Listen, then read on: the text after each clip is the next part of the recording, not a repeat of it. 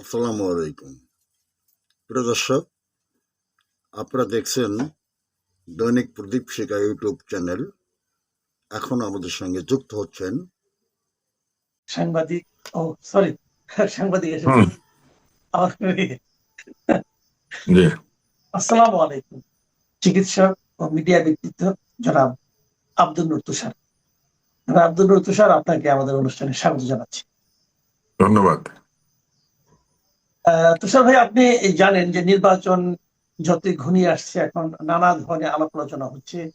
কে জিতবে, কে হারবে, কে জিতলে কেন জিতবে, কে ভোট পাবে, কেন ভোট পাবে, এই সমস্ত নানা ধরনের ইকুয়েশন কিন্তু মানুষের মধ্যে টুকটাক আলোচনা হচ্ছে। অনেকে জরিপ করছেন, জরিপের রেজাল্ট দেখে কেউ অবাক হচ্ছেন, কেউ খুশি হচ্ছেন, নানা ধরনের আলাপ। আবার নীরব ভোট বলতেও নাকি একটা ভোট আছে, সে আলোচনাও আসছে। তো এর মাঝখানে আজকে আমরা দেখলাম, পত্রিকাতে পড়লাম যে একটা আপনার প্রতিষ্ঠান নাম হলো সোচ্চার টর্চার ওয়াচডগ বাংলাদেশ। আমি নামটা অর্থ বুঝি না, সোচ্চার আবার টর্চার, সোচ্চার টর্চার ওয়াচডগ বাংলাদেশ এরা একটা জরিপ করেছে। এই জরিপে অনেক কিছু, এই যে দলীয় প্রধান যারা আছেন, তারেক রহমান অথবা শফিকুর রহমান অথবা নাহিদ ইসলাম, এরা নাকি নিজ নিজ আসনে জিতবেন, কিন্তু বাংলাদেশ খেলাফত আন্দোলন যেটা আছে, যা মমিনুল হক যেটা প্রধান, উনি নাকি জিততে পারবেন না, ববি হাজার, এরকম নানা রকম ইকুয়েশন আছে। ওগুলো নিয়ে আমি আলোচনা যাচ্ছি না। আমার যেটা মূল আলোচনা, সেটা হলো এই জরিপে বলা হয়েছে যারা নতুন ভোটার হয়েছে, এবার যারা প্রথমবারের মতো ভোট দিবে, তারা নাকি জামাতের দিকে বেশি আকৃষ্ট হয়েছে এবং তার জামাতকে ভোট দেবে বলে জানিয়েছে। তো নতুন ভোটারদের এই যে পছন্দের যে আপনার বিষয়টা বলে তারা দেখাচ্ছে, এটা আপনার কাছে কেমন মনে হয়? আমি সাধারণত জরিপ খুব একটা বিশ্বাস করি না, কেননা জরিপ যারা করেন তারা চাইলে পরে জরিপের অর্থায়ন এবং জরিপের উদ্দেশ্য অনুযায়ী জরিপকে ম্যানিপুলেট করতে পারেন। এই জরিপগুলি নির্বাচনের ঠিক আগে আগে হয়। নির্বাচনের সময় জরিপগুলি করলে প্রচুর পাবলিসিটি পাওয়া যায়, ফলে অনেক সংস্থা আছে নির্বাচনের আগে জরিপগুলি করে নিজেদেরকে চেনায়। কিছু জরিপ আছে পার্টিগুলি পয়সা দিয়ে করায়, কিছু জরিপ আছে তারা এমনিতেও জরিপ করে প্রতিষ্ঠানগুলি, তারা এই সময় জরিপ করে নিজেদের জরিপের দক্ষতা প্রমাণ করতে চায়। মানে এক একজনের এক এক উদ্দেশ্য থাকে। আপনি যে জরিপের কথা বললেন সেখানে এরকম বলা হয়েছে যে একটি দল বেশি সমর্থন পাবে, আরেকটি দল পাবে না। আবার অন্য একটা জরিপে বলা হয়েছে নতুন ভোটারদের 70% বিএনপিকে ভোট দিবে। ফলে আপনি বুঝতে পারছেন যে এই জরিপগুলি আসলে যে যেখানে গিয়ে করে সেখান থেকে রেজাল্ট আসে। ধরেন বগুড়ায় করলে বিএনপির অনেক বেশি আসে, আবার ধরেন জামাত প্রবণ এলাকা রাজশাহী বা এইসব জায়গায় করলে আবার জামাতেরটা বেশি আসে। কিন্তু আমার বক্তব্যটা খুবই পরিষ্কার, জরিপে বিশ্বাস করে ভোট দিতে গেলে ভোট সিদ্ধান্ত হওয়ার সম্ভাবনা বেশি। একটা জিনিস ঠিক যে জামাতের সমর্থন আগের চেয়ে হয়তো কিছুটা বেড়েছে, কিন্তু জামাতের যে এক ধরনের সমর্থনের হইচই দেখা যাচ্ছে, এটা মূলত জামাত তার প্রচার যন্ত্রের মাধ্যমে বেশি বেশি প্রমাণ করার চেষ্টা করছে। খুব সহজ একটা হিসাব করতে পারেন, 2008 সালের শেষ যখন ভোট হয়েছে, তারপরে এখন 18 বছর পার হয়নি, গত মানে 8 সাথে 18 যোগ করলে 26, মাত্র 18 বছর হয়েছে আর কি লোক থেকে। 8-এর ভোটের যে ফলাফল, সেই ভোট থেকে যদি আপনি বিচার বিবেচনা করেন তাহলে দেখবেন যে তরুণদের যে ভোট যুক্ত হয়েছে, সে যুক্ত হওয়া ভোটের পরিমাণ কত। আগে যারা অন্য কোথাও ভোট দিয়েছে তারা তো সাধারণত ভোট বদলায় না, কিন্তু এই তরুণ ভোটার যারা 18 বছর হয়েছে, যাদের এই 26 এবং 25-এ কিংবা ধরেন 24-এ বা 23-এ বা 22-এ বা 20-এ, এইভাবে যদি চিন্তা করেন তাহলে আমি ধরে নিচ্ছি যে গড়ে 1 থেকে 1.5 কোটি নতুন ভোটার হয়েছে। একটা হিসাব পাওয়া গেছে যে প্রথমবারের মতো ভোট দিচ্ছে এবার প্রায় 4 কোটি 4.5। তাদের হিসাব এটা বলা হয়েছে যে যাদের বয়স এখন 30 বছর, বয়স ছিল ধরেন আপনার 12 বছর, তারা তো তখন ভোট দিতে পারে নাই। তো ওইভাবে যদি ধরি তাহলে 35 বছর পর্যন্ত কিন্তু চলে যাচ্ছে, যাদের বয়স এখন 35 বছর, তারাও কিন্তু 2008-এ মাত্র ভোট দিতে পেরেছে অথবা পারেনি। তো এদের মধ্যে অনেকেই তো আওয়ামী লীগ আমলে ভোট দিতেই পারে নাই, সেই হিসাবে না, ধরা দিতে হচ্ছে। পারে নাই এটা বলা ঠিক না, দিতে যায় নাই।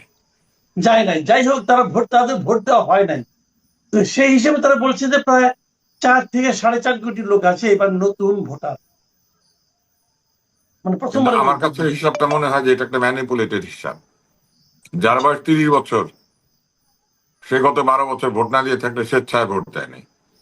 এরকম ভোটারদের মধ্যে জামাত ভাবলে পরে ভুল হবে, কারণ আজকে থেকে 12 বা 14 বছর আগে জামাতের এই অবস্থা থাকলে গণজাগরণ মঞ্চ হয়ে জামাতের ওই করুণ পরিণতি হইতো না। ফলে 2014 সালে আপনি যদি চিন্তা করেন, তাহলে তখন জামাত কিন্তু পুরোপুরি ব্যাকফুটে। তাহলে আপনাকে হিসাব করতে হবে 14 সাল থেকে এই 24 সাল পর্যন্ত 10 বছর। আমি 10 বছরে অর্ধেক ভোটারও যদি জামাতে চলে গিয়ে থাকে, তাহলে কিন্তু পরিস্থিতি বদলাবে না। কারণ তার আগে জামাতের কত পার্সেন্ট ভোট ছিল, তাই না? জি জি জি জি, বুঝতে এবং পেরেছি। 4 কোটি নতুন ভোটার ভোট দিবেন, এই 4 কোটি সবাই ভোট দিতে আসবেন, এটা ভাবাটা একটা ভুল কথা। দিনের শেষে বাংলাদেশে কোনোদিনই 70% ভোটও কাস্ট হয় না আসলে। তাহলে 12 কোটি ভোটার থাকলে ভোট কাস্ট হওয়ার সম্ভাবনা বড় জোর 5 থেকে 7 কোটি। তো ধারণা করা হচ্ছে সেখানে 4 কোটি নতুন ভোটার সবাই চলে আসবেন, বরং বয়স্ক ভোটাররা বেশি ভোট দিতে যায়, তরুণ ভোটাররাই বরং অনেক সময় ভোট দিতে যায় না। তাদের অনেক চিন্তা ভাবনা থাকে। এবং এই যে বলা হচ্ছে 4 কোটি লোক ভোট দেয় নাই, এরা তো তরুণ। তরুণরা কেন ভোট দিল না? তাদের পছন্দের প্রার্থী ছিল না, এই জন্য ভোট দেয় নাই। এই কথা যদি চিন্তা করা হয়, তাহলে তো এই তরুণেরা বহু আগে জামাতকে ক্ষমতা আনতে পারতেন, এই তরুণেরা বহু আগে আন্দোলন করে ফেলতে পারতেন, তাই না? জি এই হিসাবগুলি হচ্ছে এক ধরনের অঙ্ক। এই অঙ্কে অনেক ফাঁক ফোকর আছে। এবং এই জি 4 কোটি ভোট নতুন যুক্ত হবে, এই 4 কোটি ভোটের 2 কোটিও যদি জামাত পায়, বাকি 2 কোটিতে পাবে জামাতের বিপক্ষ জোট। এখানে তো রাইট। অনেক বড় বড় কেউ নাই, এখানে তো 3টা পার্টি নাই। ফলে না, দুইটাই। বিএনপির পুরনো ভোটের সাথে 2 কোটি যোগ করে দেন, আর জামাতের পুরনো ভোটের সাথে 2 কোটি যোগ করে দেন, ঠিক আছে? তাহলেও দেখবেন জামাত অনেক পিছিয়ে থাকে। জামাত অঙ্ক করে তারা যে একটা ইলেকশন ইঞ্জিনিয়ারিং করার একটা চেষ্টা করার কথা উঠেছে, যেমন পোস্টাল ব্যালট জি, এবং অন্যান্য জায়গাতে তাদের লোকজনের যে অতি তৎপরতা দেখা যাচ্ছে, এগুলো হচ্ছে সেটারই একটা অংশ। এটাও একটা মেটিকুলাস ডিজাইন। তার মানে আপনি বলতে চাচ্ছেন নতুন ভোটারের যে প্রচারিত সংখ্যাটা, এটা আসলে অতিরঞ্জন আছে এখানে। হুম, এখানে অবশ্যই অতিরঞ্জন আছে। হুম, ধরেই নেওয়া হচ্ছে নতুন ভোটার অনেক আসবে এবং তরুণরা সব জামাতকে ভোট দিবে, এটা একদম ভুল ধারণা। তরুণরা অনেকে জামাতকে ভোট দিতে পারে, কিন্তু সকলে দিবে না। আর বিশ্ববিদ্যালয়ের রেজাল্ট যেটা হয়েছে, সেটা হচ্ছে একদল ছেলে মেয়ে যারা বিশ্ববিদ্যালয়ে ভর্তি হতে পারে। বিশ্ববিদ্যালয়ে ভর্তি হতে পারা জনসংখ্যা আসলে কতটুকু? ইভেন যারা পড়াশোনা করে তাদের কত পার্সেন্ট? আমি বারবারই বলেছিলাম যে বাংলাদেশের সব স্কুল কলেজে নির্বাচন দিয়ে দেন, দেখেন সেখানে জামাত সবগুলিতে জিতে কিনা। আগে থেকেই রাকসু এবং চাকসু তাদের দখলে বহু বছর ধরে, ওইখানে জামাত বহু বছর বছর ধরে আছে। রাকসু চাকসু বাদ দিলে ডাকসু এবং জাকসু, সেখানে কিন্তু কারচুপির অভিযোগ আছে। নীলক্ষেতে ব্যালট পাওয়া গিয়েছে, কিন্তু এটা কিন্তু অস্বীকার করা যাবে না। রেজাল্ট মেনে নেওয়া হয়েছে, সবকিছু হয়ে গিয়েছে।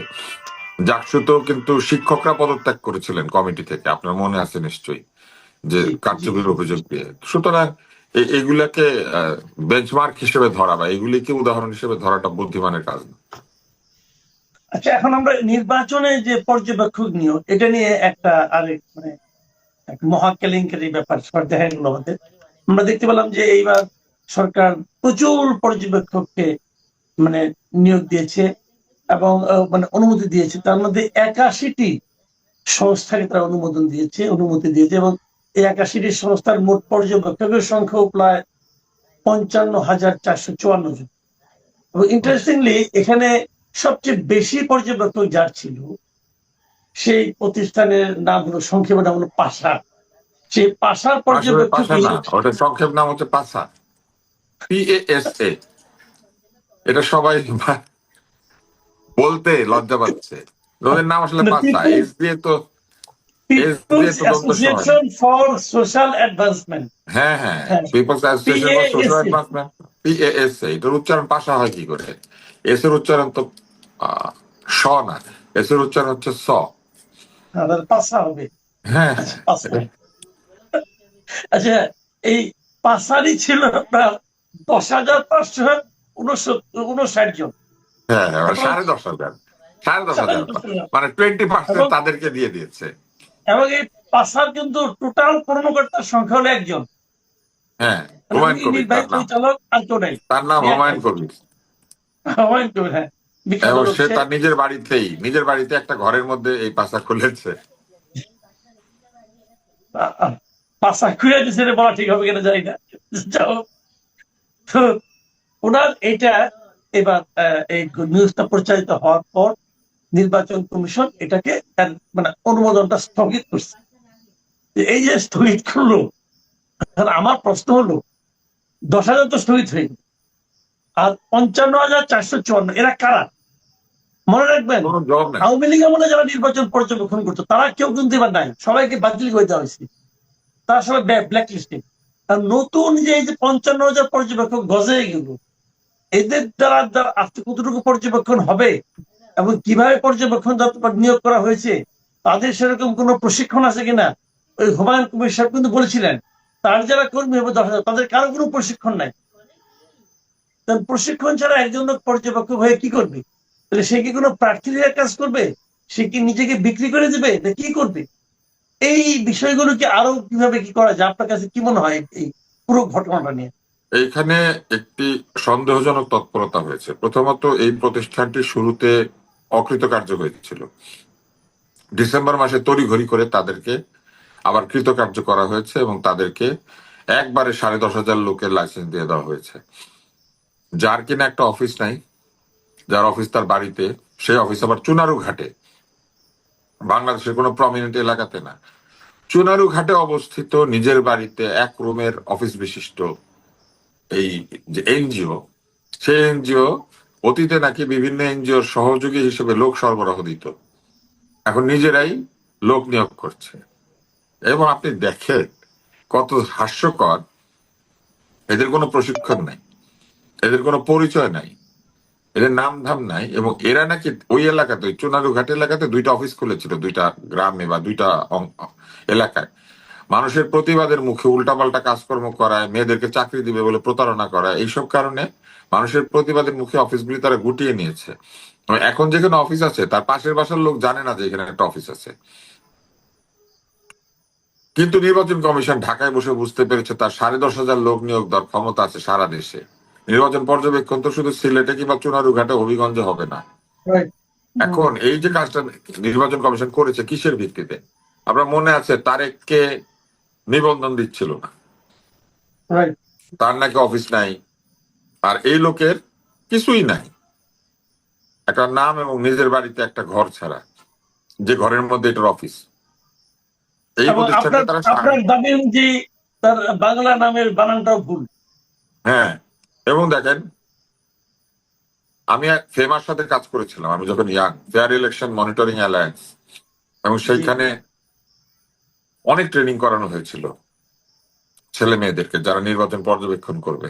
এরপরে বিভিন্ন নির্বাচন পর্যবেক্ষণকারী প্রতিষ্ঠান, এদের সঙ্গে আমি ঘনিষ্ঠভাবে কাজ করেছি। IRI, তারপরে ডেমোক্রেসি ইন্টারন্যাশনাল, তারপর ডেমোক্রেসি ওয়াচ, এদের সাথে কাজ করেছি। ফেমার ফিরোজ ভাই পরে তো বিকল্প ধারায় তো যোগ দিয়ে রাজনীতিতেও করেছেন, আমাদের স্কুলের বড় ভাই ছিলেন। ওই সময় যত ধরনের ট্রেনিং আমরা দেখেছি, এই লোকগুলিকে কবে ট্রেনিং করাবে বা কবে ট্রেনিং করানো হয়েছে এই 10,500-কে?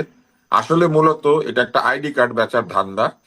আমার ধারণা দলগুলির কাছে উনি আইডি কার্ড গুলি বিক্রি করে দিতেন এবং দলের লোকেরা পর্যবেক্ষক সেজে বিভিন্ন জায়গায় ঘোরাফেরা করতো। আপনি নিশ্চয়ই জানেন, ভোটের বুথ ছাড়া এই পর্যবেক্ষকরা সব জায়গায় যেতে পারে, কেন্দ্রে প্রবেশ করতে পারে, কেন্দ্রের চারপাশে থাকতে পারে, নির্বাচন কমিশনের অফিসে ঢুকতে পারে, বিভিন্ন জায়গায় তারা যেতে পারে, DCSPর অফিসে ঢুকতে পারে, ভোট গণনার সময় উপস্থিত থাকতে পারে। জি, তাহলে এই জিনিসটা তো আসলে খুবই রিস্কি হয়ে গেল না?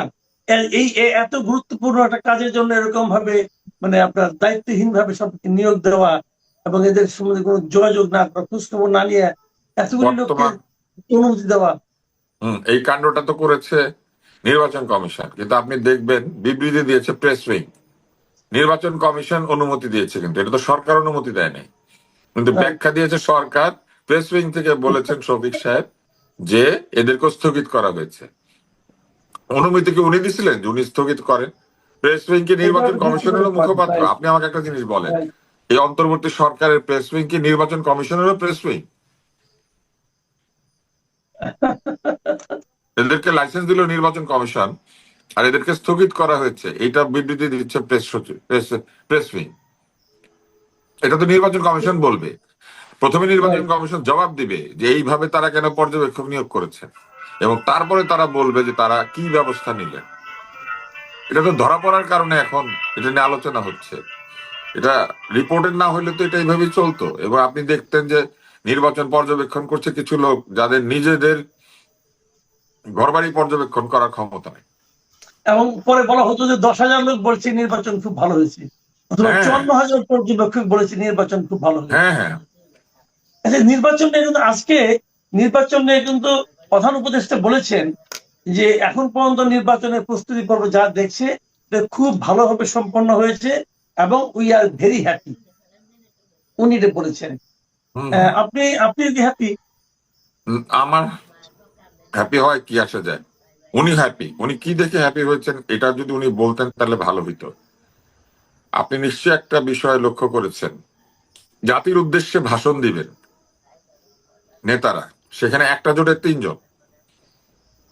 ওইখান থেকে নাকি মামুনুল হক সাহেব, শফিক সাহেব এবং নাহিদ, এই 3 জন তারা বক্তৃতা দিবেন। একটা জোটের পক্ষ থেকে 3টা দল যদি আলাদা আলাদা করে জাতির উদ্দেশ্যে ভাষণ দেয়, আর আরেক দিক থেকে শুধু তারেক রহমান ভাষণ দেয়, এটা কি লেভেল প্লেইং ফিল্ড হলো? এই জোটে যারা অংশ নিচ্ছেন তাদের কি আলাদা আলাদা কর্মসূচি? তারা কি আলাদা আলাদা সরকার গঠন করবেন? তাদের জোট জিতলে কি তারা আলাদা আলাদা ভাবে তাদের ম্যানিফেস্টো বাস্তবায়ন করবেন? তাহলে জাতির উদ্দেশ্যে তারা আলাদা আলাদা ভাষণ দিবেন কেন? আর আলাদা আলাদা ভাষণ দিলে তারা জোটে গিয়েছেন কেন? এটা কি লেভেল প্লেইং ফিল্ড? এটা কি ভালো প্রস্তুতি? এগুলার কোনো ব্যাখ্যা আছে? যে কোনো মূল্যে ওই মেটিকুলাস পার্সনদেরকে বক্তৃতা দেওয়ানো হবে। এবং এখানে আপনি আমাকে বলেন যে একটা জোট থেকে জাতির উদ্দেশ্যে ভাষণ কেন দিতে হবে? জাতির উদ্দেশ্যে তারা ইশতেহার দিবে, ভাষণ দিবে কেন? নির্বাচনে জাতির উদ্দেশ্যে ভাষণের বিষয় আরপিওতে কোথায় আছে? Right. তাই না? Right. কিন্তু এখন এটা আসলে আমার আমার কাছে মনে হচ্ছে এটা ক্ষমতার অপব্যবহারই হচ্ছে, কারণ কারণ অন্য আপনি দলগুলো ভাষণ তাহলে দেওয়ার, কি দোষ করবে? জাতির উদ্দেশ্যে ভাষণ দেওয়ার কোনো প্রক্রিয়াই নাই, আর আপনি এই 4টা বা 5টা দলকে বা কেন ভাষণ দিতে দিবেন? অন্য যারা নির্বাচনে দাঁড়িয়েছে তারা ভাষণ দিতে পারবে না কেন? তারা কি মানে বন্যার জলে ভেসে এসেছেন? বছরের পর বছর রাজনীতি করেন এমন দল নাই? ধরে নিলাম ভোট তারা কম পায়, কিন্তু তারা কি এই এনসিপির চাইতেও কম অভিজ্ঞ? এনসিপিও জীবনে কোনোদিন ভোটে জিতে নাই, না, তারাও এখন কোনোদিন ভোটে জিতেন নাই। ওনারা এই 4টা দলকে নির্বাচন করলেন কিসের ভিত্তিতে? এটা কিন্তু একটা বড় প্রশ্ন। ওই যে ওনাদের মেটিকুলাসের ভিত্তিতে, ওনাদের ভালো লাগে, খুশিতে, ঠেলায়, ইচ্ছায়। খুশিতে ঠেলায় ঘুরতে। হ্যাঁ, কারণ আচ্ছা, এটা তো কোনো ব্যাখ্যা নাই। এই যে যাদেরকে দায়িত্ব দেওয়া, যাদের উনি যখন প্রতি এত আমেরিকায় গুরুত্ব গিয়েছিলেন, দিচ্ছেন, তাসলিম জারাকে আর আরেকজনকে সাথে নিয়ে গিয়েছিলেন না এনসিপি? তাসলিম জারা তো এখন আক্তারকে, এনসিপিতে নাই, এনসিপিতে নাই।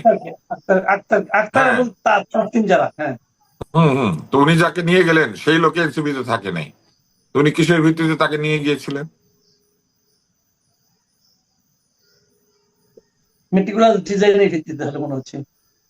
না, এটা একটা এত মেটিকুলাস জায়গায় চিন্তা, দেওয়া হলো।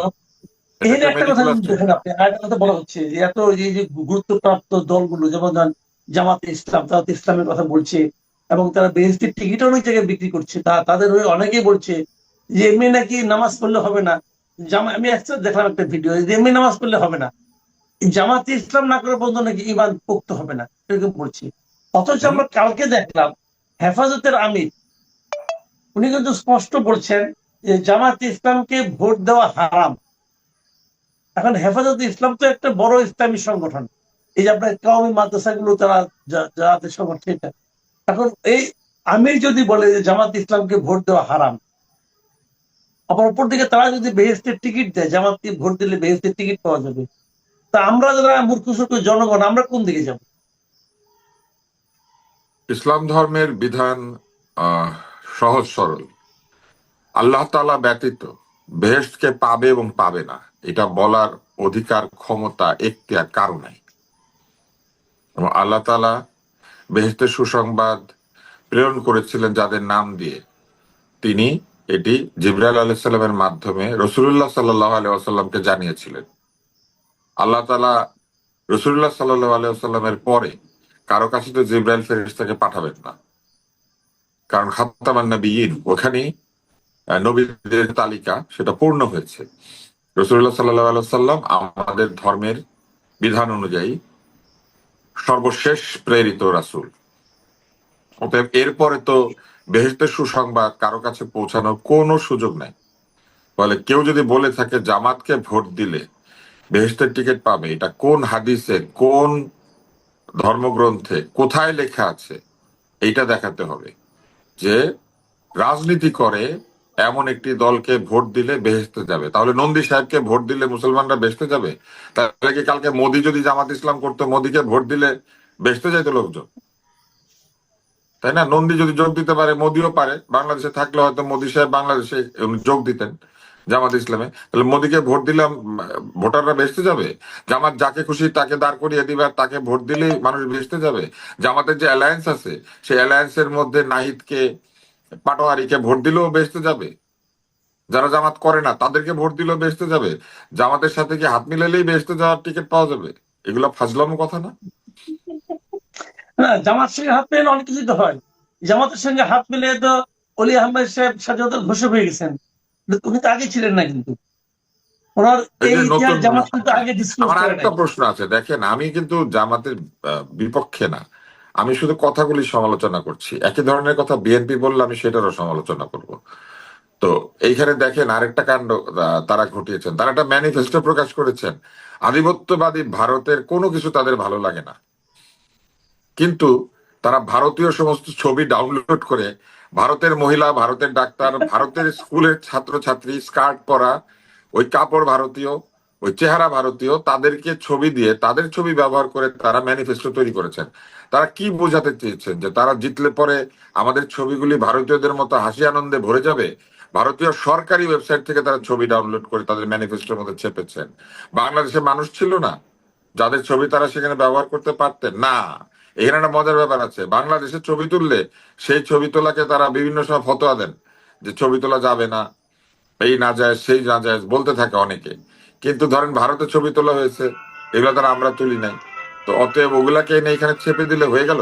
ভারতের 26 লক্ষ লোক এখানে চাকরি করতো, তাদেরকে সবাইকে বিদায় করেছে নিশ্চয়ই, কিন্তু ভারত থেকে আবার তাদেরই ছবি ফেরত এনেছে।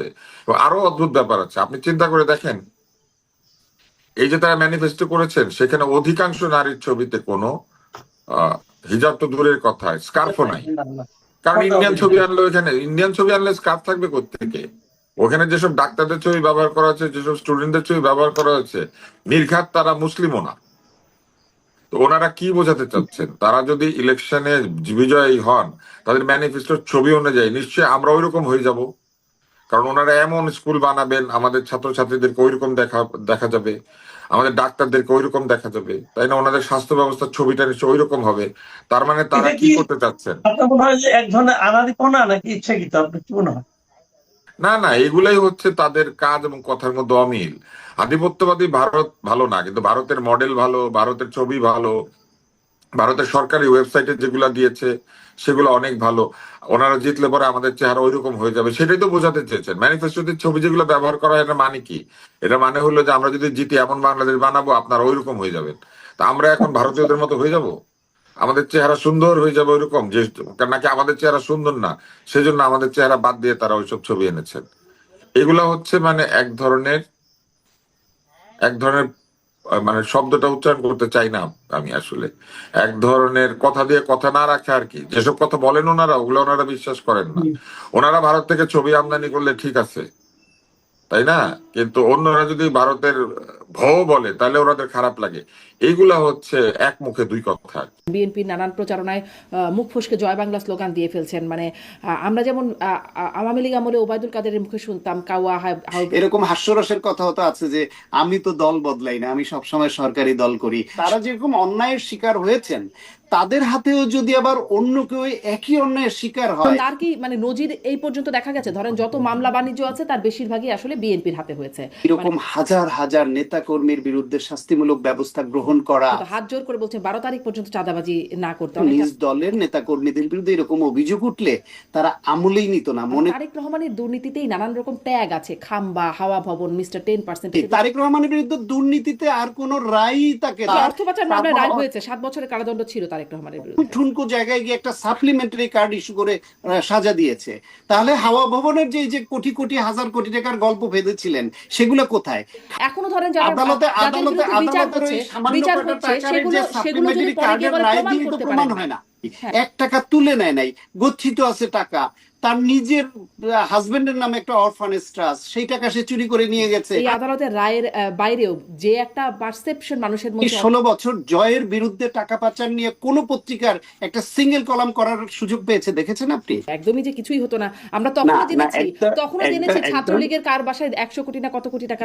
তখন হয়তো এটা প্রকাশ্যে বলতো না রাজনৈতিক ঐক্যের খাতিরে, কিন্তু তাদেরকে রাজাকার মনে করতো না এমন নয়। বলতেন খালেদা জিয়া সেই উক্তিটি আসছে, আমিও দেখছিলাম জামাত নেতারা তারা স্বাধীনতা বিরোধী নন, আওয়ামী লীগই স্বাধীনতা বিরোধী, যারা দেশের বিরুদ্ধে গোপন চুক্তি করছে। মানে 21 আগস্ট গ্রেনেড হামলা যেটা, সেটা যে বা যারাই ঘটিয়ে থাকুক, তাহলে এ দোষী না, তাহলে দোষীকে তার কাউকে না কাউকে তো আমাদের ধরতে হবে। বা এই যে ইশতেহার ঘোষণা করলো বিএনপি, 31 দফা তো আগেই ছিল, প্রচারণারও প্রায় শেষ সময় এবং নির্বাচনের বাকি আছে আর 3-4 দিন। এই সময় এসে বিএনপির ইশতেহারের আসলে মানে খুব খুব মাহাত্ম্য কি ইশতেহারের, যখন ইতোমধ্যে প্রবাসী ভোটাররা তাদের ভোট দিয়েও ফেলেছে, পোস্টাল ব্যালট বাংলাদেশে পৌঁছেও গেছে, আসলে এটার মাহাত্ম্য কতটুকু আর ইশতেহারে খুব গুরুত্বপূর্ণ বা খুব উল্লেখযোগ্য কি আছে বিএনপির? জি, আপনাকে ধন্যবাদ জানাচ্ছি। একটা দলের ইশতেহার মানে এটা খুব হঠাৎ করে একটা কিছু আমাদের সামনে এসে হাজির হবে এরকম বিষয় না। সেই দলের দীর্ঘদিনে তাদের যে কার্যক্রম, তাদের যে প্রচারণা, তাদের যে বক্তব্য, তাদের যে প্ল্যানিং, সেটা আনঅফিসিয়ালি কিন্তু মাঠের বক্তৃতায় বা বিভিন্ন রকমের ফর্মাল বক্তৃতায়, ইন্টারভিউতে এটা কিন্তু চলে আসে অলরেডি। সেই অর্থে বিএনপির মূলত তাদের মূল ভিত্তি হচ্ছে 19 দফা, শহীদ প্রেসিডেন্ট জিয়াউর রহমান প্রণীত। তার ধারাবাহিকতায় পরবর্তীতে এসে বেগম খালেদা জিয়ার ভিশন 2030, তারপরে এসে তারেক রহমানের নেতৃত্বে যে রাষ্ট্র মেরামতের 31 দফা, সেইটা এইগুলির সমন্বয় করেই এই যুগোপযোগী করা এবং 24 গণঅভ্যুত্থান পরবর্তী বাংলাদেশে কেমন বাংলাদেশ, কেমন গণতন্ত্র, কেমন মানবিক দেশ হিসেবে আমরা চিন্তা করি সেই এবং কর্মসংস্থান সহ বিভিন্ন বিষয়গুলো ইনক্লুড করা। এবং 18 বছর ধরে বিএনপি যখন নিপীড়িত হচ্ছিল, নানান রকমের মামলা হামলা, রাজনৈতিক নিপীড়ন এসবের শিকার হচ্ছিল, ওই সময় তাদের উপলব্ধি থেকে তারা যেটা ফিল করছিল যে এই বাংলাদেশ এইভাবে আসলে চলবে না। আওয়ামী লীগ আজকে আসছে, তারা এরকম নিপীড়ন করছে, ভবিষ্যতে অন্য কেউ আসলে বা বিএনপি আসলে, যেই আসুক, এই রাষ্ট্র এই ব্যবস্থাপনার মধ্যে থাকলে এরকমই আর একটা স্বৈরতন্ত্র চালু হতে পারে। সেই জন্য বিএনপি নিজে থেকে ফিল করে, অন্যরা যখন সংস্কারের উচ্চারণটাও করে না এই শব্দটা, তখন বিএনপি তাদের রাষ্ট্র মেরামতের 31 দফা দিয়েছে। সেই বিবেচনা ওই সবগুলা মিলেই বিএনপির ম্যানিফেস্টো। সেই ম্যানিফেস্টোর মধ্যে এতদিন ধরে তারা যে প্রচারণা চালিয়েছে সেগুলি মূলত এর মধ্যে আছে, আরেকটু ইলাবোরেটলি আছে বা আরো কিছু বেশি আছে, যেগুলোর মধ্যে পপুলারিজম হয় বা পপুলিস্ট হওয়ার মতো যে উপাদানগুলি, সেগুলো বক্তব্যে বেশি আসে। সব বিষয়গুলো তো আর সাধারণ বক্তৃতায়, মেঠো বক্তৃতা বা ইন্টারভিউতে বলা যায় না। ফলে অনেকগুলি সমন্বয় 5টা অধ্যায়ের মধ্যে বিএনপি এখানে বলেছে। আর এইখানে এই উপস্থাপনার মধ্যে যেটা আমার ভালো লেগেছে, আমি কালকে এই ইস্তেহার অনুষ্ঠানে ছিলাম, সেটা হলো নর্মালি আমাদের দেশে ইস্তেহার প্রণয়ন একটা কমিটি থাকে দলের, তারা এটা প্রণয়ন করে। দলীয় প্রধান সারা দেশে নির্বাচনী প্রচারণার জন্য চষে বেড়ান, বক্তৃতা দেন, প্রচারণা চালান এবং ইস্তেহারের দিন তিনি এসে ইস্তেহারের সার সংক্ষেপটা তিনি পাঠ করেন একরকম। এটাই বাংলাদেশে কিন্তু এত বছর ধরে আমরা দেখে এসেছিলাম। তারেক রহমান কালকে যেটা করেছেন সেটা হচ্ছে তিনি এই ইস্তেহারটা পাঠ করেননি, বর্ণনা করেছেন, ব্যাখ্যা করেছেন এবং তিনি বলেছেন যে যে এই ইস্তেহারে যা কিছু আছে 44 পৃষ্ঠার মধ্যে সবগুলোই তিনি ওন করেন, তার দল ওন করে এবং সবগুলোই প্রয়োজনীয়, কিন্তু যে বিষয়গুলো তার বেশি ভালো লেগেছে এবং তিনি নিজে ফিল করেছেন ব্যক্তিগতভাবে যে এগুলো অবশ্যই হওয়া দরকার, সেগুলো তিনি জোর দিয়ে স্পন্টেনিয়াসলি ব্যাখ্যা করেছেন যেগুলো এবং অবশ্যই তার হওয়া দরকার সেগুলো নিয়ে আমি একটু দু একটা নিয়ে কথা বলবো, কারণ জি খুব গুরুত্বপূর্ণ। তিনি নিজেও বলছেন যে যেগুলো ছাড়া আসলে কিছুই বাস্তবায়ন হবে না, সেগুলো নিয়ে আসবো। কিন্তু আপনি বলছিলেন না যে এই 17 বছরের উপলব্ধি থেকে, মানে নির্যাতিত অবস্থায় থাকার যে একটা উপলব্ধি, সেই উপলব্ধিও এখানে আসলে কাজ করেছে।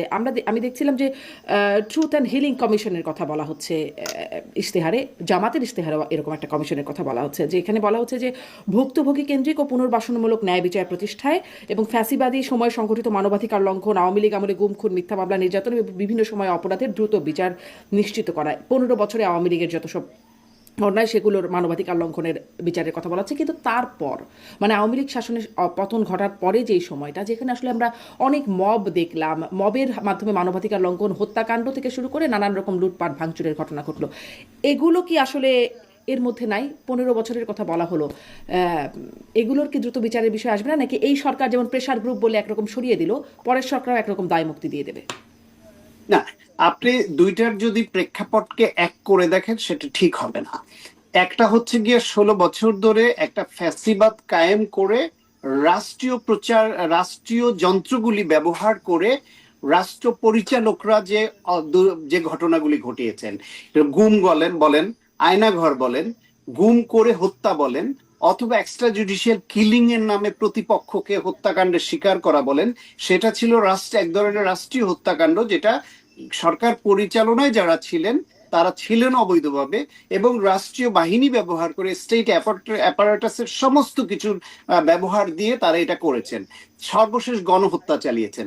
সেটার যে অপরাধগত মাত্রা আর পরের যেটা আপনি দেখছেন, এটা হচ্ছে দৈনন্দিন আইন শৃঙ্খলা পরিস্থিতির কারণে এই বাংলাদেশে এমন কোনো দিন পাবেন না স্বাধীনতার পরে যেদিন কোনো একটা খুন হয়নি, যেদিন কোনো একটা ধর্ষণ হয়নি। ফলে রেগুলার বেসিসে বাংলাদেশে গণপিটুনি দিয়ে হত্যা আগে ছিল না, এই মব আগে ছিল না। এগুলা হচ্ছে একটা সামাজিক সন্ত্রাস, এটা হচ্ছে একটা রাজনৈতিক সন্ত্রাস বিভিন্ন মাত্রা। আপনার কাছে মনে হয় যে এই সময় মানে এই গত এটা বিচার, এটা রেগুলার একটা অপরাধ, মানে না, রেগুলার হলো বিচার হতে হবে।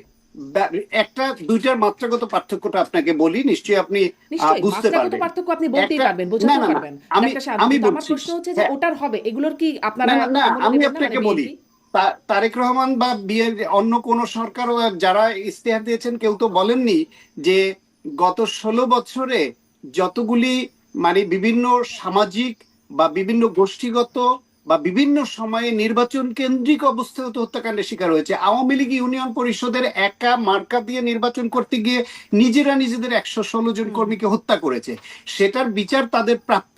কিন্তু যে হত্যাকাণ্ড রাষ্ট্রীয় বাহিনী ব্যবহার করে একটা রাষ্ট্র পরিচালকরা ফ্যাসিবাদী শাসনকে পোক্ত করবার জন্য বিশেষ উদ্দেশ্যে করে অথবা গণহত্যা করে, সেইটার বিচারের যে গুরুত্ব আর ওই সামাজিক সন্ত্রাস বা দৈনন্দিন যে আইন শৃঙ্খলার অবনতি, সেখানে যে সন্ত্রাস, দুইটা তো একমাত্রে আসে না। বিশেষ ট্রাইব্যুনাল কখন করে, দ্রুত বিচার আদালত কখন করে, যখন কোনো কিছু এইরকম বিশেষ গুরুত্বপূর্ণ হয়ে ওঠে। সুতরাং এই সময়ের মধ্যেও যেসব হত্যাকাণ্ড ঘটেছে, যেসব অপরাধমূলক কর্মকাণ্ড ঘটেছে, যেসব মব ভায়োলেন্স হয়েছে, সেইটা নিয়ে ভুক্তভোগীরা মামলা করেছে। সেই মামলা তদন্ত সাপেক্ষে সেগুলোর রেগুলার বিচারিক প্রক্রিয়া, তার বিচার অবশ্যই হতে হবে। কারণ কোনো ভিকটিমই যেন বিচার প্রার্থীরা যেন বিচারহীনতার মধ্যে না পড়ে যায়, সেটা একটা আধুনিক রাষ্ট্র, একটা মানবিক রাষ্ট্র, একটা আইনের শাসনের রাষ্ট্রে সেটা হতে হবে। কিন্তু এই সরকার যেমন একটা ইনডেমনিটি দিয়েছে, এই সরকার যেমন ইনডেমনিটি দিয়েছে, সেটা অবশ্য জুলাই যোদ্ধাদের জন্য দিয়েছে এবং বলা হচ্ছে যে রাজনৈতিক প্রতিরোধের কারণে ওই অভ্যুত্থানকালে সংঘটিত অপরাধের জন্য দিয়েছে। সেটা নির্দিষ্ট একটা সময়ের, কিন্তু কোন সময় সেটা কি বুঝতে পারছেন? কারণ আসিফ নজরুল যখন বলেছিলেন, মাননীয় আইন উপদেষ্টা, কিন্তু তিনি বলেছিলেন যে 31শে আগস্ট পর্যন্ত, কিন্তু অধ্যাদেশে এরকম কিছু উল্লেখ করা আছে বলে আমি দেখি নাই। মানে কোন সময় পর্যন্ত এই ইনডেমনিটি, সেটা কি বুঝতে পেরেছেন? আমি অধ্যাদেশ উপদেষ্টা আসলে টাইম উল্লেখ আছে কিনা এই মুহূর্তে আমার স্মরণে নাই, এটা দেখতে হবে আবার। তবে জুলাই যোদ্ধাদের জন্য তো অনন্তকালের ইন্ডেমনিটি দেওয়া যায় না। এইটা ওই আসিফ নজরুল যেটা বলেছেন, আমার ধারণা সেটা আইনে আছে, না থাকলে এটা ভুল আছে, এটা সংশোধন হবে। কারণ ওই নির্দিষ্ট, আপনি দেখেন যে আমি নিজে জুলাই গণ অভ্যুত্থানের সময় গ্রেফতার হয়েছিলাম, একটা মামলার আসামি আমি। এখন ওই মামলা থেকে আমাকে অব্যাহতি দিয়েছে। এখন আমি যদি আরো আগে বা আরো পরে কোনো অপরাধ করি, তাতে যদি মামলা হয়, সেটা আমি ওই জুলাই ভিকটিম বলে তো আমাকে সেখান থেকে এই রাষ্ট্র বিনা তদন্তে বিনা বিচারে আমাকে অব্যাহতি দিতে পারে না। সুতরাং জুলাই যোদ্ধা হলেও তারা অনন্তকাল কোনো অপরাধ করলে শুধু ওই কারণে ছাড় পাবেন, এটা হতে পারে না। কিন্তু আসলে মানে ইন্ডেমনিটির তো শুধুমাত্র ওই সময়কালের কথা বলা হচ্ছে, কিন্তু তারপরে দেখা যাচ্ছে জুলাই যোদ্ধাদের একটা বিশেষ অবস্থা, মানে আইন শৃঙ্খলা বাহিনীর কাছে তারা খুব একটা, তাদের অপরাধ খুব একটা যে আমলে না হয় বা তাদের নামে যে খুব একটা মামলাও করা যায় তাও না। যেমন ধরেন যখন ওই যে আওয়ামী লীগের নেত্রী শাম্মী আক্তারের বাসায় চাঁদাবাজির ঘটনা ঘটলো, জুলাই যোদ্ধাদেরই কেউ কেউ গেলেন, তখন সরাসরি আসিফ মাহমুদ সজীব ভুঁইয়ার নাম উল্লেখ করেছিলেন, যিনি গ্রেপ্তার হয়েছেন, মানে একদম প্রত্যক্ষ যিনি ধরা হয়েছে যাকে, তিনি বলেছেন যে তার সহায়তা বা তার বিষয়টা আছে। কেউ কোনো তদন্ত করে নাই, কেউ কোনো সেটার জন্য কোনো মামলাও হয়নি, কোনো আমলই নেওয়া হয় না, দুদকও কোনো রকম এটা নিয়ে কেউ আর কি কোনো রাষ্ট্রীয় কর্তৃপক্ষ এরকমটা করে না। যদি যদি এরকম কোনো আসামি বলে, সেটা আসামিরা নানান উদ্দেশ্যে নানান কারণে বলে, সেটা সত্যও হতে পারে, সেটা মিথ্যাও হতে পারে, সেটা তদন্ত করলে বের হয়ে আসবে। এখন সেই আসামিরা তো কারাগারে আছে, এটা বিচারের আওতায় আছে। সুতরাং তদন্ত হয়নি বলে যে তদন্ত হতে পারবে না এমন তো নয়। জি, মানে আপনি মনে করছেন যে আসলে বিএনপি যদি ক্ষমতায় আসে, তখন এই সময়ের যে অপরাধগুলো আছে সেগুলো আসলে বিচারের মধ্যে পড়বে? কারণ আমরা আসলে দেখি কি, যেই সরকারের সময় অপরাধ, আমাদের বাস্তবতায় আমরা যতটুকু দেখে আসছি, সেই সরকার সেই আমলের বিচারগুলো করে না, পরের সরকার গিয়ে করে, এরকম আমরা দেখেছি। বা বিরোধী পক্ষে বাংলাদেশে খুব দুর্ভাগ্যজনকভাবে বাংলাদেশে এই ট্রেন্ড চলে। বাংলাদেশে ওই একই আদালত বেগম খালেদা জিয়াকে সাজা দেয়, এতিমের টাকা হস্তান্তর করেছে এক অ্যাকাউন্ট থেকে আর এক অ্যাকাউন্টে, সেটাকে দোষী সাব্যস্ত করে এবং প্রচার চালায় যে এতিমের টাকা চুরি করেছে রাজনৈতিক দল। আবার বাংলাদেশের সেই আদালতই আবার তাকে নির্দোষ বেকসুর খালাস দেয় যে এই মামলায় ভুল রায় হয়েছিল। যদি তার উপর অন্যায়ভাবে রাষ্ট্রের সর্বোচ্চ আদালত এই রায় দিয়ে থাকে, তাহলে যারা এই রায় দিয়েছে তাদেরও বিচারের আওতায় আনা উচিত। এরকম অনেক গুরুত্বপূর্ণ মামলায় এই যে পট পরিবর্তনের পরে সেটা দেখা যায় যে আগে মোটিভেটেড রায় দেয়া হয়েছিল, বায়াসড রায় দেয়া হয়েছিল। তাহলে রাষ্ট্রের সর্বোচ্চ আদালত যদি এরকম বায়াসড হতে পারে, তারা মোটিভেটেড হতে পারে, তারা যদি রাষ্ট্র পরিচালকদের নির্দেশে রায় দিতে পারে, তাহলে তাই ওই বিচারকদেরও বিচারের আওতায় আনা উচিত। সেটা যতদিন আমরা না পারবো, ততদিন পর্যন্ত এই প্রক্রিয়া থেকে বের হওয়া কঠিন হবে। কারণ ওইটা হলেই কেবলমাত্র পরবর্তী সময়ে যারা বিচার বিভাগে দায়িত্বে থাকেন তারা ভাববেন যে আজকে আমি পদে আছি, কারো হুকুমদারি করে যদি আমি মিথ্যা মামলায় কাউকে এরকম আমি ভিকটিম করি, আমি তাকে যদি মিথ্যা রায় দিয়ে এইভাবে তার জীবন নষ্ট করি, তাহলে আমি পদ থেকে গেলে ভবিষ্যতে আমিও বিচারের আওতায় আসতে পারি। যেটা বাংলাদেশের বিভিন্ন বাহিনীর বেলায় স্পর্শকাতর বিবেচনায় এই কাজটা কেউ করতো না, বিচার বিভাগের বেলায়ও করতো না। আমি আরো স্পষ্ট করলে বলতে পারি যে যারা যখন ক্ষমতায় আসে, তারা এই স্পর্শকাতর জায়গাগুলোর আগের অপরাধীদের ধরার জন্য, বিচারের আওতায় আনার জন্য হাত দেয় না। কারণ তারা মনে করে যে আমরা যদি ওটা করি, তাহলে আমরা এখন কোনো এদেরকে অন্যায় নির্দেশ দিলে সেই নির্দেশ তো মানবে না। সেই কারণে রাষ্ট্র পরিচালনায় যারা বিভিন্ন সময় এসছে, তারা বিশেষ উদ্দেশ্যে এগুলা স্পর্শকাতর জায়গাগুলো হাত দিত না। কিন্তু আমার দাবি, আমার চাওয়া, যে যদি আমরা একটা মানবিক রাষ্ট্র চাই, আইনের শাসন চাই, বিচার বিভাগের স্বাধীনতা চাই, এবং বিচার বিভাগে কেউ চাইলেও হস্তক্ষেপ করতে পারবে না এরকম বিচার ব্যবস্থা আমরা চাই, তাহলে বিচার বিভাগ সহ বিভিন্ন বাহিনীতে যারা এরকম স্পর্শকাতর অপরাধে যুক্ত ছিল, বিশেষ করে আলোচিত বিষয়গুলো, সেগুলো তদন্তের আওতায় আনা উচিত এবং একটা তাদের স্পর্শকাতর এবং বিচারযোগ্য হলে আলোচিত অবশ্যই বিষয় বিচার। বললেন, তো তখন তো এই দুটো শব্দের ক্ষেত্রে মনে পড়লো 21শে আগস্ট। সব মামলার আসামি, মানে মামলার সব আসামিরা খালাস পেয়ে গেছেন এই সময় রায়। আগে যারা অপরাধী হিসেবে গণ্য হয়েছিলেন এখন সবাই খালাস হয়ে গেছে, এবং তারপরে আর কিছুই হলো না। মানে ওই অপরাধে মানে ওই সময় যে এতগুলো মানুষ মারা গেল তার জন্য আর কিছুই হলো না। আপনার কি মনে হয় এটিও তো একটা স্পর্শকাতর এবং আলোচিত বিষয়? ডেফিনেটলি আলোচিত বিষয়। আপনি শুধু 21শে আগস্টের সংখ্যাটা বড় এবং বড় নেতা ছিল ওইটাকে ধরছেন। শেরাটনের সামনে ওইখানে যে বাসে গান পাউডার দিয়ে 12 জন লোককে হত্যা করা হয়েছিল, নারী শিশু সহ, সেইখানে আওয়ামী লীগ নেতা নানক সহ অনেকে অভিযুক্ত হলেন। তারা ক্ষমতায় আসার পরে বললেন না, ওকে দিয়ে জোর করে বলানো হয়েছে। সেইখান থেকে তাহলে কি এই যে হত্যাকাণ্ডের শিকার যারা হলেন, গান পাউডার দেওয়া হলো, আগুন দেওয়া হলো, কেউ না কেউ তো করেছে। তাহলে যাদের নামে বিএনপির সময়ে চার্জশিট হয়েছিল, যাদেরকে দোষী করা হয়েছিল, ধরে নিলাম ওনরা নির্দোষ, তাহলে দোষী কে? তাকে খুঁজে বের করে এই রাষ্ট্রের দায়িত্ব ছিল, তাদের খুঁজে বের করে এই আইন শৃঙ্খলা রক্ষাকারী বাহিনীর দায়িত্ব ছিল। ঠিক একইভাবে 21শে আগস্ট গ্রেনেড হামলা যেটা, সেটা যে বা যারাই ঘটিয়ে থাকুক, তাহলে এ দোষী না, তাহলে দোষী কে? তার কাউকে না কাউকে তো আমাদের ধরতে হবে বা তদন্তে আনতে জি, হবে। সেটা যেন এই জজ যে মিয়ারা না হয়, এটাও একটা বড় কনসার্ন। বিডিআর হত্যাকাণ্ড, এই যে এতগুলো চৌকস আর্মি অফিসারকে মেরে ফেললো, শুধু এই দিক ওই দিক রশি টানাটানি হচ্ছে, তদন্ত রিপোর্ট হচ্ছে, এই হচ্ছে ওই হচ্ছে, কিন্তু অ্যাকচুয়ালি কারা খুন করলো বাংলাদেশে দুর্ভাগ্যজনক ভাবে এইটা পট পরিবর্তনের সঙ্গে সঙ্গে সুর বদলে যায়, কিন্তু প্রকৃত দোষীকে সেটা কেউ জানতে পারি না আমরা। এই ধারা থেকেও আমাদের নিশ্চয়ই বের হয়ে আসতে হবে। জি, সেটি আসলে খুবই একটা গভীর সংকটের জায়গা বলেছেন।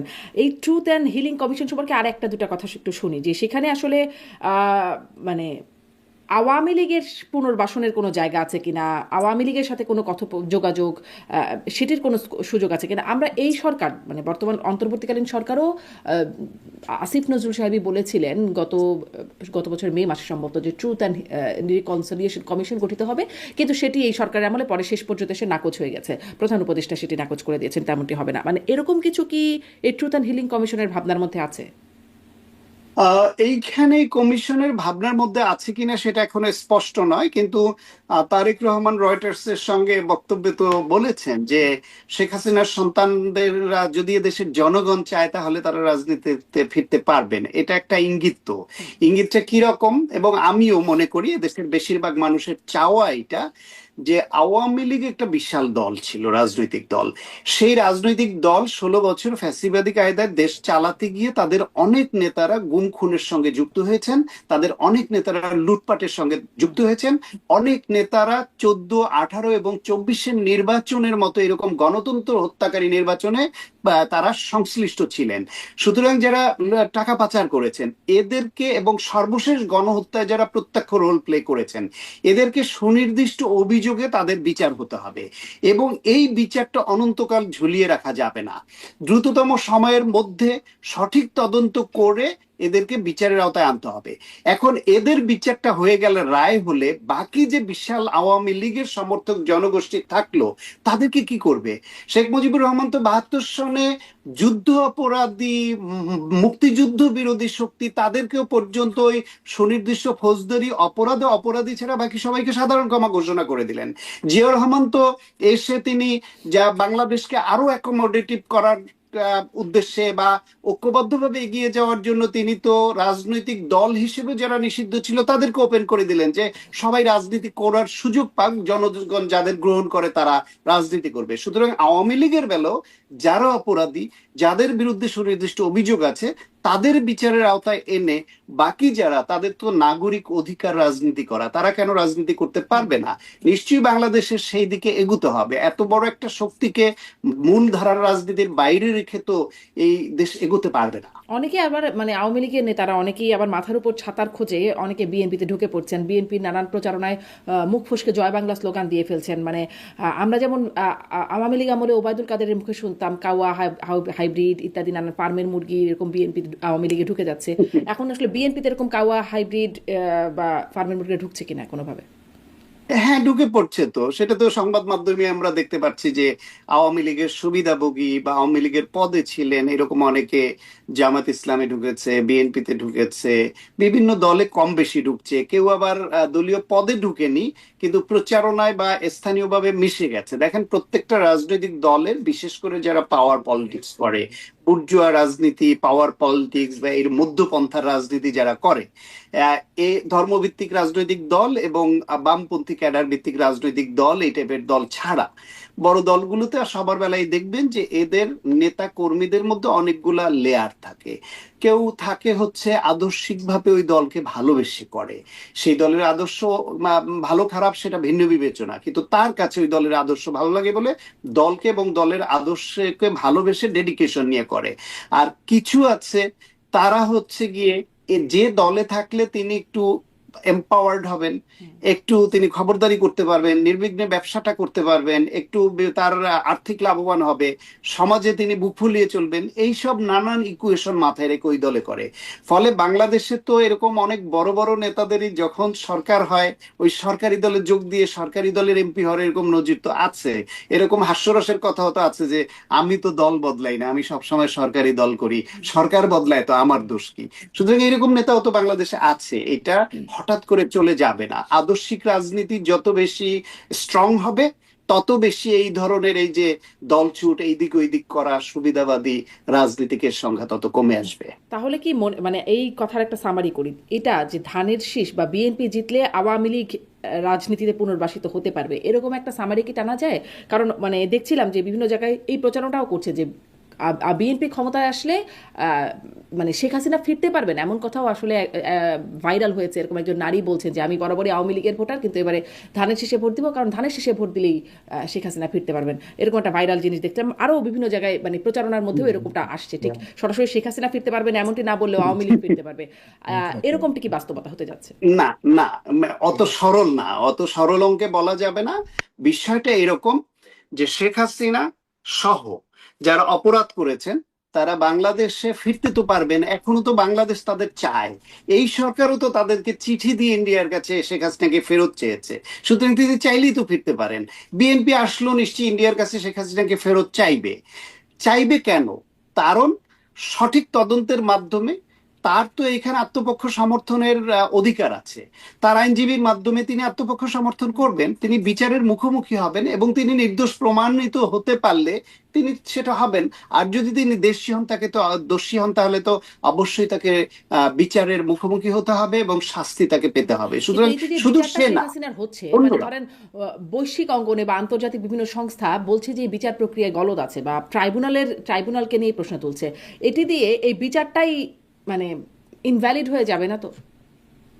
আপনার কি মনে হয় না, মনে আছে যে যুদ্ধ অপরাধীদের বিচার হয় যখন, তখন অনেক আন্তর্জাতিক সংস্থা, খুবই ওয়েল রেপুটেড সংস্থা এটা নিয়ে প্রশ্ন তুলেছিল, তারপর ওই বিচারটা কিন্তু হয়ে গেছে। এখন কি আপনি ওই বিচার ফেরত দিতে পারবেন? আর সুতরাং যা কার্যকর হয়েছে বাকিগুলো তো আবার ইনভ্যালিড হয়েই যাচ্ছে, তাই না? যারা হ্যাঁ, এখন সেটা আন্তর্জাতিক সংস্থা তাদের মতামত তারা দিবে, কিন্তু একটা দেশের স্বাধীন সার্বভৌম দেশ, সেখানকার যে সরকার, তারা যদি মনে করে তাদের এখানে যে আইন, তাদের এখানে যে বিধি ব্যবস্থা যেটা করেছে সেই অনুসারে এটা ঠিক করেছে, সেটা তো আন্তর্জাতিক সংস্থাগুলো সেটা তো বাধা দিয়ে সেটা রুখতে পারবে না।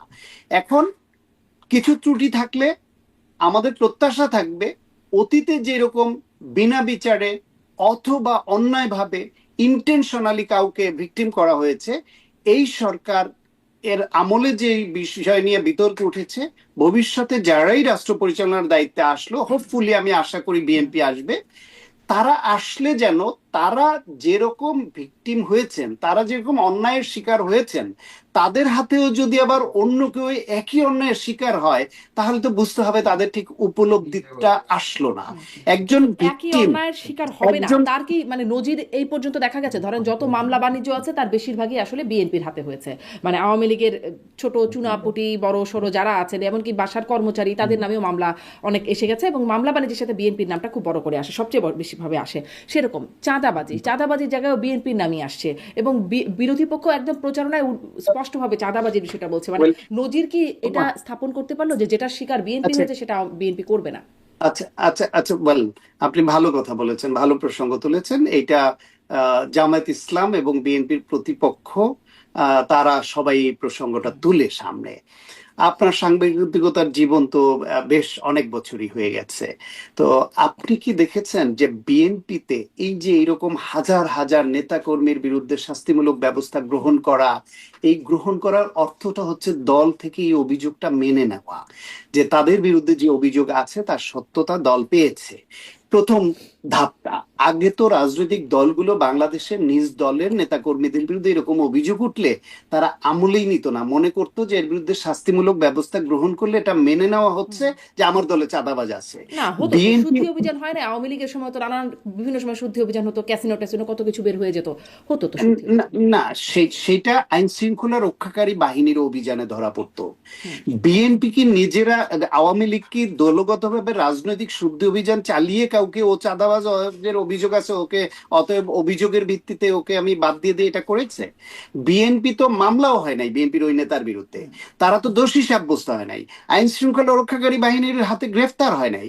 বিএনপি নিজ উদ্যোগে যাদের বিরুদ্ধে সমাজের বিভিন্ন স্তরে অভিযোগ উঠেছে দলীয় চ্যানেলে তারা তদন্ত করেছে এবং যেটা সত্যতা তাদের কাছে মনে হয়েছে এটা ভ্যালিড অভিযোগ, তাদেরকে তারা ব্যাপক হারে যেরকম শাস্তিমূলক ব্যবস্থা নিয়েছে। এইটাও তো একটা পজিটিভ মুভ। এখন আপনি একটা যে আগে স্কুলেই যেত না সে স্কুলে যাওয়া শুরু করেছে সেটাকে অ্যাপ্রিসিয়েট না করে আপনি যদি বলেন যে ও তো পাস করতে পারবে না, তার এই যে স্কুলে যে যেত না সে যে স্কুলে যাওয়া শুরু করেছে এটাকে অ্যাপ্রিসিয়েট করেন, করে বলেন যে ভালো লেখাপড়া ভালো রেজাল্ট আমরা দেখতে চাই এবং এই ধারাবাহিকতা আমরা অব্যাহত থাকি এটা দেখতে চাই। এখন আমরা যদি ভালো একটা উদ্যোগ নিলে সেটাকেও যদি আমরা ওইভাবে প্রশ্নবিদ্ধ করি তাহলে তো সেই যে সব ভালো উদ্যোগে মুখটা, আমাদের প্রশ্নবিদ্ধ করাটাই আমাদের কাজ, মানে সেই উদ্যোগটাও বিষয়ে আমরা জানবো। না, কারণ কি প্রশ্নবিদ্ধ বিএনপি, ধরেন বিএনপি যখন উদ্যোগটাকে ক্ষমতায় ছিল, প্রশংসাও করতে হবে। নিশ্চয়ই নিশ্চয়ই বিএনপি একটা ব্যবস্থা নিচ্ছে, আমলে নিচ্ছে, সেটি নিশ্চয়ই প্রশংসাযোগ্য। কিন্তু আমি এটাও একটু প্রশ্ন করতে চাই, বিএনপির মানে দলের উপরে কি একটু কন্ট্রোল কম? মানে এভাবে করে এতবার বলার পরেও একজন দুইজন তিনজন মানে হয়েই যাচ্ছে এবং বহিষ্কারের সংখ্যাটাও বেশ বড়, তারা এই ব্যবস্থাগুলো আপনি নিল। তারপরে আপনি ধরেন আপনি জোট সরকার যখন ছিল তখনও তাদের কর্মীদেরকে নিয়ন্ত্রণ করা গেল, আমার নেতাকর্মী অনেকে এত বেশি সন্ত্রাসী হয়ে আপনি উঠছিলেন, তাদের বিরুদ্ধে ক্রস ফায়ার মানে ওই যে অপারেশন ক্লিন হার্ট চালাতে হলো, সেখানে বিএনপিরই বেশি নেতাকর্মী মারা গেছে বলে এটা এটা তারাও দাবি এটা করেছে। বলতে এটা বলতে দ্বিধা নাই। এবং আপনি নতুন করে প্রশ্ন তুললেও এ প্রশ্ন পুরনো হুম। এবং আপনারও নিশ্চয়ই উপলব্ধি থাকবে যে বাংলাদেশে, আবারও সেই কথাটা বলি, মধ্যপন্থী পাওয়ার পলিটিক্স করা দলগুলোর মধ্যে চেইন অফ কমান্ড ধর্মভিত্তিক দল এবং বামপন্থী দলের তুলনায় অনেক শিথিল। যদি চেইন অফ কমান্ড এত স্ট্রং থাকতো তাহলে কি বাংলাদেশে প্রায় 80 জন বিদ্রোহী ক্যান্ডিডেট বিএনপির হয়? আওয়ামী লীগের আগের নির্বাচনগুলোতে যে এত বিদ্রোহী ক্যান্ডিডেট হতো সেটা কি হতো? জাতীয় পার্টি যে বারবার ভেঙে যাচ্ছে সেটা কি হতো? সুতরাং মধ্যপন্থী পাওয়ার পলিটিক্স করা দলগুলো এটা চেইন অফ কমান্ডটা এরকম, এই আদলে এখনো আছে। তারা এইটাকে কবে রেটিফাই করে ওই রকম ধর্মভিত্তিক দল বা ক্যাডার ভিত্তিক দলের মধ্যে আদৌ হতে পারবে কিনা বা আদৌ হতে চায় কিনা সেটা ভিন্ন প্রশ্ন। কিন্তু যেরকম আছে এই বাস্তবতা মেনে নিয়েই এই দলগুলোকে মানুষ ভোট দেয় এবং এই দলগুলোকে মানুষ ক্ষমতা রাষ্ট্র পরিচালনার দায়িত্ব দেয়। বিএনপি আগের থেকে এই বিষয়ে অনেক উন্নতি করেছে, শুধু তার কিছু প্যারামিটার আমাদের কাছে স্পষ্ট।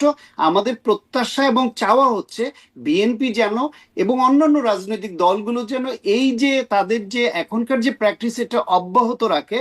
রাতারাতি তারা সূর্য যাবে এটা আমিও আশা করি না, কিন্তু একটা বেটার বিএনপি আমি চাই। এখনো প্রচারণায় তো দেখা যাচ্ছে যে বিএনপির একজন নেতা তিনি প্রচারণায় গিয়ে বলছেন যে 12 তারিখ পর্যন্ত, হাত জোর করে বলছেন 12 তারিখ পর্যন্ত চাঁদাবাজি না করতে, অনেক চাঁদাবাজি বেড়ে গেছে, 12 তারিখ পর্যন্ত চাঁদাবাজি না করতে, এরকমটা এখন দেখা যাচ্ছে, মানে 12 তারিখের পরে আবার হ্যাঁ, জি। এটা ওই একজন প্রার্থীর এই নিউজটা এসছে প্রথম আলোতে, আমি দেখেছি। এটা এর আগেও দু একজনে বলেছে তাদের অসহায়ত্ব, যে তারা জনগণের কাছে রায় প্রত্যাশা করেন, কিন্তু তার দলের একজন কর্মী বা নেতা যখন চাঁদাবাজি করেন তখন ওই 2-4 জনের জন্য পুরো দলটা কলঙ্কিত হয় অথবা ওই প্রার্থীর প্রতি বিরূপ মনোভাব হয়। ফলে এই মুহূর্তে তার হাতে বিএনপির পক্ষ থেকে কিন্তু বারবার পুলিশ প্রশাসনকে বলা হয়েছে যে আপনারা আমাদের দলের কারো বিরুদ্ধে সুনির্দিষ্ট অভিযোগ থাকলে তার বিরুদ্ধে আইনগত ব্যবস্থা নিন। এই সরকারকে বারবার তারেক রহমান নিজে বলেছেন, দল থেকে বলা হয়েছে স্টেটমেন্ট করে। কিন্তু এরা ওই অপরাধ কেউ করলে তার বিরুদ্ধে ব্যবস্থা না নিয়ে তার সরকারের পক্ষ থেকে, সংবাদ মাধ্যমের পক্ষ থেকে, অন্য দল থেকে বিএনপি কে শুধু অ্যাকিউজড করা হচ্ছে। এইখানেও চাঁদাবাজ বিএনপিতে আছে তো, বিএনপিতে দখলদার আছে তো, আছে বলেই তো তাদের বিরুদ্ধে ব্যবস্থা নিচ্ছে, এবং সবগুলো তো বিএনপির তদন্তের আওতায় আনাও সম্ভব না এত বড় দলে। সেই ক্ষেত্রে হয়তো স্থানীয়ভাবে কোনো একজন নেতা তার এলাকায় তার কর্মীদের দ্বারা এই আচরণে অসহায় বোধ করে তিনি এই হাত জোর করে এই কথাটা বলেছেন যে মানুষকে আমার প্রতি বিমুখ করাবেন না। কিন্তু যখন রাষ্ট্র পরিচালনার দায়িত্বে আসবে তখন বিএনপিকে আমরা আরো জোরালো ভাবে অ্যাকিউজ করতে পারবো যে এখন তো পুলিশও আপনাদের হাতে, প্রশাসন আপনাদের হাতে। তো তখন তো আপনারা হয়তো বলতেন যে পুলিশ গ্রেপ্তার করে না, এটার দায় তো সব বিএনপির না, কিন্তু তখন বিএনপিকে আরো জোরালো ভাবে আমরা অ্যাকিউজ তার করতে মানে এখন পারবো যেমন যে বিএনপি রাষ্ট্র নিজের পরিচালনা। চাঁদাবাজ বা দখলদারদের কাছে বিএনপি একরকম অসহায়, তখন সেই অসহায়তাটা থাকবে না। কোথাও কোথাও জি। কোথাও কোথাও কোনো কোনো কর্মীর কাছে এই অসহায় বোধ আছে, কারণ এটা সব দলীয় ব্যবস্থাপনায় এইভাবে ব্যবস্থা নিয়ে কোথাও কোথাও হয়তো পারছে না। কিন্তু যখন রাষ্ট্র পরিচালনার দায়িত্বে বিএনপি আসবে তখন বিএনপি যদি সত্যি সত্যি তারা যেটা বলছে, তার যে অঙ্গীকার করছে এবং এই প্রতিশ্রুতিকে তারা বলছে রাষ্ট্রের সঙ্গে নাগরিকের বা জনগণের চুক্তি, সেই চুক্তি যদি তারা বাস্তবায়ন করতে চায় তাহলে তো তখন তাদের দলীয় নেতাকর্মীর এইরকম চাঁদাবাজ দখল বা কোনো অপরাধে যুক্ত হলে সেই ব্যবস্থাটা নেওয়া তাদের অবশ্য কর্তব্য হয়ে দাঁড়াবে। এবং তখন যদি সেই ব্যবস্থা না নেয়, এখনকার এই প্রতিশ্রুতি নিয়ে আমরা বিএনপিকে অবশ্যই ধরতে জি পারবো। জি মানে আর একটা ইশতেহারের খুবই গুরুত্বপূর্ণ বিষয় যে যেই বিষয়গুলো ছাড়া কিছু বাস্তবায়ন করা যাবে না বলে জনাব তারেক রহমানই বলছেন যে দুর্নীতি দমনের বিষয়ে তিনি বিশেষ গুরুত্ব দিচ্ছেন। এবং কিন্তু সমস্যা হচ্ছে যে এই দুর্নীতি নিয়ে আবারও বিরোধী পক্ষের প্রচারণার কথা বলি, প্রচারণার বড় একটা জায়গা, অভিযোগ আক্রমণের বড় একটা জায়গা হচ্ছে দুর্নীতি। সেখানে আর ঠিক শীর্ষ নেতা মানে তারেক রহমানের দুর্নীতিতেই নানান রকম ট্যাগ আছে, খাম্বা, হাওয়া ভবন, মিস্টার 10% ইত্যাদি নানান রকম ট্যাগ কিন্তু আছে। সেগুলো থেকে মুক্ত হয়ে আসলে মানে এই এই এই যে প্রচারণাটা সেটি খুব ভালো পানি পাবে। মার্কিনেরাও কিন্তু এখনো পর্যন্ত মানে তখন সেই তার বার্তায় যে ফাঁস হওয়া বিষয়, সেখানে নানান রকম নেতিবাচক বিশেষায়িত করা হয়েছিল জনাব তারেক রহমানকে। এখনো দেখা যায় অনানুষ্ঠানিক বক্তব্যে ওই যে সেই ফাঁস হওয়া বক্তব্যের কথা বলছি, ওয়াশিংটন পোস্টেও যেটা নিয়ে খবর হয়েছে, সেখানেও বিএনপি নিয়ে একটুখানি কথা আছে, সেইটুকুতেই বলা হচ্ছে দুর্নীতি এবং অভ্যন্তরীণ কোন্দলে তারা নিজেরাই মানে এটা কি সমস্যা হিসাবে দেখছে বিএনপির। এই অবস্থায় আসলে বিএনপির দুর্নীতি বিরোধী প্রচারণা খুব ভালো পানি পাচ্ছে। আচ্ছা, হালে পানি পাচ্ছে না বলে আপনার কেন মনে হচ্ছে সেটা আমি আমি জানি না। প্রশ্ন কারণ করছি যে হচ্ছে পাচ্ছে কিনা না, আসলে আমি আমি আপনার বলছি আমি বিশ্লেষণ। বলছি জি আমি বলছি আপনাকে, তারেক রহমানকে নিয়ে যে অভিযোগ, সেটা যে খুব ভ্যালিড অভিযোগ ছিল না, সেটা তো আমরা শুধু যদি এটুকু দেখি যে আওয়ামী লীগ সরকার 16 বছর প্লাস ক্ষমতায় থেকে এবং যে 111 সরকার 2 বছর ক্ষমতায় থেকে তারা মাইক্রোস্কোপিক ফাইন্ডিংস গুলা পর্যন্ত অ্যাকুমুলেট করবার চেষ্টা করেছে, সেই অবস্থায় তারা কোনোভাবে তারেক রহমানের প্রত্যক্ষ কোনো দুর্নীতির এমন কোনো এভিডেন্স জাতির সামনে হাজির করতে পারেনি যেটা দ্বারা মনে হয় যে তারেক রহমান রাষ্ট্রের ব্যাপক অর্থ সম্পদ দুর্নীতি করে এই পাচার করেছেন বা এই সম্পদ করেছেন বা এইখানে তার এই সম্পৃক্ততা ছিল। সেই রকম কোনো এভিডেন্স আপনার হাতে বা আমাদের হাতে এই আমাদের আওয়ামী লীগ কোনো সরকার রাজনৈতিক নেতার বিরুদ্ধে দিতে মানে পেরেছে শীর্ষ নেতাদের বিরুদ্ধে এমন কোনো অভিযোগ কি কখনো একদম প্রমাণিত মাইক্রোস্কোপিক বিষয় দিয়ে একদম নির্ভেজাল ভাবে প্রমাণিত আছে? 111 সরকার আসার পরে শেখ হাসিনার নামে দুর্নীতির নাম মামলা হয়েছিল খালেদা জিয়ার থেকে 3 গুণ বেশি। এখন যত পরবর্তীতে সেটা শেখ হাসিনা ক্ষমতায় আসলো, সব উঠে গেল। খালেদা জিয়ার নামে ছিল 5টা মামলা, সেই মামলা 36টা হয়ে গেল। এইটা ক্ষমতার পরিবর্তনের পরে হলো। এখন শেখ হাসিনাকে যদি আমাদের দুর্নীতিবাজ বলতে হয় তাহলে পরবর্তী সরকার যারা আসবে তাদেরকে অবশ্যই, ইতিমধ্যেই শেখ হাসিনা কিছু দুর্নীতির তদন্ত রিপোর্ট সামনে আসছে, সব আমরা দেখছি, সেই রিপোর্টগুলো স্বচ্ছতার সঙ্গে আমাদের সামনে হাজির করতে হবে যে শেখ হাসিনা এবং তার পরিবার এই করেছেন। ইতিমধ্যে তাদের যে প্রভাব খাটিয়ে জমি নেওয়া সেটা আমরা দেখেছি, প্লট নেওয়া দেখেছি, বাগানবাড়ি করা দেখেছি, তাদের নামে কিভাবে কিভাবে অর্থ সম্পদ বাড়িয়েছেন সেটা দেখেছি। যদি এটা আরো বড় কোনো এরকম টাকা পাচার, তার ছেলেকে নিয়ে এরকম চাউর আছে যে আমেরিকায় প্রচুর টাকা এরকম তো পাচার বহু হয়েছে। চাউর ছিল, মানে বিএনপি আমলে হ্যাঁ, শীর্ষ নেতাদের বিরুদ্ধে এখন বহু চাউর ছিল। ওকে ফাইন, আওয়ামী লীগ আমলেও সেই এটা নিয়ে সেই আরো বেশি অনেক বড় গল্প আচ্ছা, হয়েছে। সেই চাউরটার প্রমাণ না হওয়া পর্যন্ত কি আপনি জয়কে দুর্নীতিবাজ বলবেন, বলতে পারবেন?